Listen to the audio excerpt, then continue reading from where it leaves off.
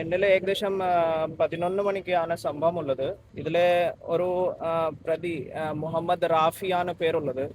ഇയാൾ ഇങ്ങോട്ട് വന്നു. രണ്ടാളുകൾ ഇവിടെ ഇത് പ്രായമായിട്ടുള്ള രണ്ടാളുകൾ, അതിൻ്റെ ഒപ്പം ഒരു സ്ത്രീ, പിന്നെ ഒരു കുട്ടി, 4 പേര് മൊത്തം ഈ വീട്ടിൽ ആ സമയത്ത് ഉണ്ടായിരുന്നു. ഇയാൾ കത്തിക്കൊണ്ട് ആക്രമിച്ചു. നാസിർ പിന്നെ സൂറ ആണ് രണ്ടാളുകൾ ഇപ്പോൾ മരിച്ചു പോയിരിക്കുന്നത്. നാസിറിന്റെ ഒരു 68 വയസ്സാണ് ഏകദേശം ഉള്ളത്. സൂറ 56 years old അപ്രോക്സിമേറ്റ്ലി.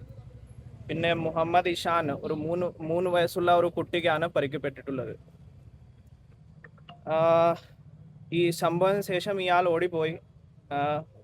നമ്മുടെ പോലീസ് പാർട്ടി പിന്നെ കുറച്ച് ലോക്കൽസിൻ്റെ സഹായത്തോടെ ഏകദേശം 4 മണിക്ക് അപ്രോക്സിമേറ്റ്ലി ഇയാൾക്ക് ഞങ്ങൾ കണ്ടുപിടിക്കാൻ സാധിച്ചു. അപ്പോൾ ഇയാളുടെ കയ്യിൽ കുറച്ച് മുറിവ് കൂടി ഉണ്ടായിരുന്നു. ഒരു സൂസൈഡ് അറ്റംപ്റ്റ് പോലെയാണ് തോന്നുന്നത്.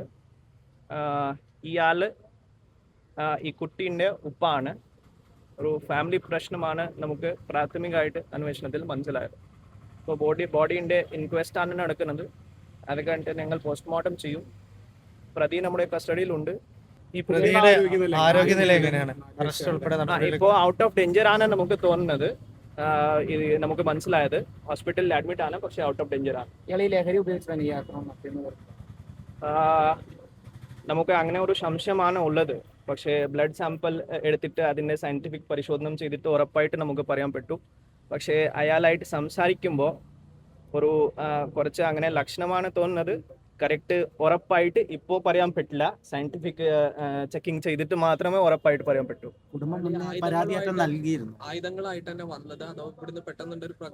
അത് ഒരു പ്രാഥമികമായിട്ട് നമുക്ക് മനസ്സിലായത് ഒരു കുറച്ച് ആയുധം ഇയാളുടെ കയ്യിൽ ഉണ്ടായിരുന്നു. പക്ഷേ ഈ പരിക്ക് നോക്കിയിട്ട് അതിൻ്റെ ഡോക്ടറായിട്ട് സംസാരിച്ചിട്ട് കൊറാബറേഷൻ ചെയ്തിട്ട് മാത്രം കൺഫേം ആയിട്ട് നമുക്ക് പറയാൻ പറ്റും. ഇയാൾ നേരത്തെ ഇവിടെ എത്തിയിരുന്നോ അതോ ഇന്നലെ രാത്രിയാണ് ഇങ്ങോട്ട് വന്നത് നമുക്ക് മനസ്സിലായത്. മുമ്പ് പരാതികൾ നമുക്ക് നോക്കിയിട്ട് പറയാൻ പറ്റും. കാരണം ഇത് നമ്മുടെ ഇൻഫർമേഷൻ പ്രകാരം പൊന്നാനി കോടതിയിൽ ചിലപ്പോൾ ഈ കുട്ടീൻ്റെ പൊസഷൻ ബന്ധപ്പെട്ട ഒരു ഡിസ്പ്യൂട്ടാണ്. സെപ്പറേറ്റഡ് ആണ് താമസമുള്ളത്. സോ ഒരു ഫാമിലി ഇഷ്യൂ കൊണ്ടാണ് ഈ സംഭവിച്ചിരിക്കുന്നത്. ഏറ്റവും പുതിയ വാർത്തകളും വിശേഷങ്ങളും വിരൽ തുമ്പിലറിയാൻ സീ മലയാളം ന്യൂസ് എല്ലാ ഡിജിറ്റൽ പ്ലാറ്റ്ഫോമുകളിലും ലഭ്യം.